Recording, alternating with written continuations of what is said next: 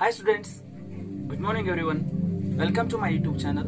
Students, in my last video lecture, I explained polynomials and its types. In this video class, I am going to teach you exercise problems.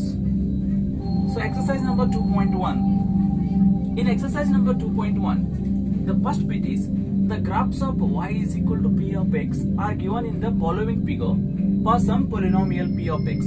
Find the number of zeros of p of x in each case is the question. Students, once again I will repeat the question.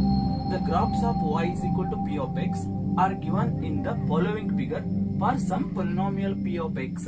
Find the number of zeros of p of x in each case is the question. So students, here total 6 questions are there. So among them the first question is, see here, it is a graphical representation of a polynomial. It's a graphical representation of polynomial. So here, this line is a graph and this line does not touch the x-axis. This line does not touch the x-axis. Therefore here, zeros of polynomial is 0. Zeros of polynomial is 0. And in a second case, the graph touches a x-axis at a single point, or it cuts x-axis only one time. It cuts a x-axis only one time. Therefore, here a zeros of polynomial is 1. Zeros of p of x is 1. Zeros of p of x is 1. And in third case, a graph cuts a x-axis 3 times. 1 time, 2 times, 3 times. So in 3 different points, graph cuts x-axis in 3 different points. Therefore, here the zeros of polynomial p of x is 3. And in the fourth case, the graph cuts the x-axis in 2 different points, first point and second point. Therefore, zeros of polynomial p of x is 2. And in the fifth case, a graph cuts the x-axis in 4 different points, 1, 2, 3 and 4. Therefore, here zeros of polynomial of p of x is 4. A number of zeros of polynomial of p of x is 4. And in the last case, a graph cuts x-axis in 3 different points, 1, 2 and 3. 1, 2 and 3. Therefore, here a number of zeros of polynomial is 3. P of x is 3. See here students, in the first graph, a graph does not touch any x-axis, does not touch a x-axis. Therefore, a number of zeros of polynomial is 0. But in a second case, a graph touches a x-axis at a single point. X-axis at a single point. Therefore, a zeros of polynomial is 1. And in third case, this graph cuts a x-axis in 3 different points, 1, 2, 3. Therefore, zeros of polynomial of p of x is 3. And in fourth case, a graph cuts x-axis in 2 different points, 1 and 2. Therefore, p of x is 2. And in fifth example, a graph cuts x-axis in 4 different points, 1, 2, 3, 4. Therefore, number of zeros of polynomial is 4. And in last example, or in last case, a graph touches x-axis in 3 different points, 1, 2, 3. Therefore, a number of zeros of polynomial is 3. Okay students, let me begin exercise. Exercise number 2.2. So the 2.2 first main is find the zeros of the following quadratic polynomials and verify the relationship between the zeros and the coefficient. Students, in my last class I already explained the relationship between zeros and the coefficients of the polynomial. So zeros of the polynomials are alpha and beta. Alpha plus beta is equal to minus b by a. This is the relationship between zeros and the coefficients. That is, alpha into beta is equal to c by a. Here, sum of the roots and product of the roots. Sum of the roots is equal to coefficient of x divided by coefficient of x square, and product of the roots is equal to constant term to the coefficient of x square. So now coming to the example. So the first example is x square minus 2x minus 8. So here first we need to calculate the zeros of the polynomial. So find the zeros of the following quadratic polynomial and verify the relationship between the zeros and the coefficient. So first let us find the zeros of the polynomial using a middle term splitting method or any other method. Solution.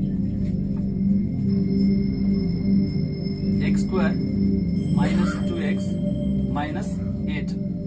So here we are going to calculate the zeros of the polynomial. Therefore, here it is f of x is equal to 0. So f of x means what? This is f of x, that is x square minus 2x minus 8 is equal to 0 here. And this equation is in the form of ax square plus bx plus c is equal to 0. Here we need to calculate the zeros of the polynomial using middle term splitting method. So students, here we need to calculate the factors of 8. Factors of 8, we can choose any two number, the product become minus 8 and the sum become minus 2. Let us see, minus 4 and plus 2, minus 4 and plus 2, 4 2s are 8, 4 2s are 8, plus into minus, minus 8, minus 4 plus 2 is minus 2. So the possible factors are minus 4 and 2. So x square, here minus 2x is split as minus 4x plus 2x, and again minus 8 right as it is, minus 8 is equal to 0. Students, in first two term x is common, take it outside, x into bracket, the remaining term is x minus 4, plus in the last two term 2 is common, take it outside, 2 into bracket, x minus 4 is equal to 0. See here students, here x minus 4, again x minus 4 is common, take it outside, x minus 4, and inside the bracket x, remaining term is x plus 2 is equal to 0. So here x minus 4 into x plus 2 is equal to 0. It means that x minus 4 is equal to 0 or x plus 2 is equal to 0. So minus 4 moves to right hand side, become plus 4, x is equal to plus 4, or plus 2 moves to right hand side, become minus 2, x is equal to minus 2. So these two are the zeros of the quadratic polynomial. So it is nothing but alpha is equal to 4 and beta is equal to minus 2. What is alpha and beta? Alpha and beta are the zeros of the polynomial. So find the zeros of the polynomial. Therefore, the zeros of the polynomial alpha is equal to 4 and beta is equal to minus 2. Then again, verify the relationship between the zeros and the coefficient. Now, verification.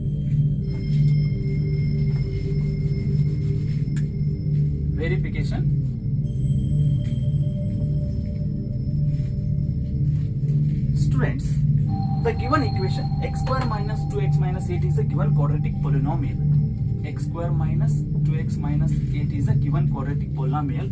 We can compare the given quadratic polynomial with the general form of quadratic polynomial. Compare with ax square plus bx plus c is equal to 0.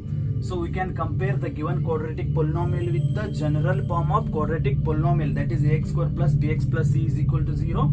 See here student, a is equal to 1 and b is equal to minus 2 and c is equal to minus 8. If you compare x square minus 2x minus 8 with ax square plus bx plus c is equal to 0, we can get a is equal to 1, b is equal to minus 2 and c is equal to minus 8. Now, sum of the zeros is equal to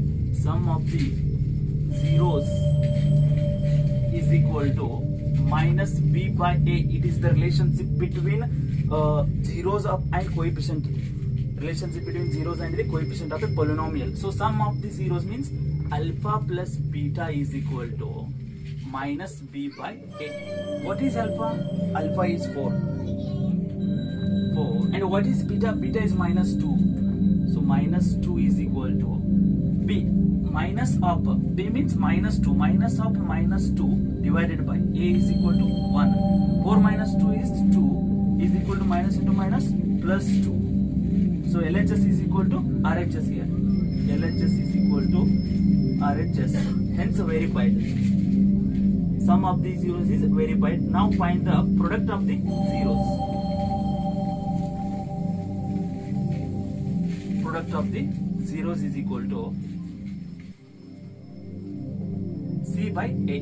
Product of the zeros is C by A.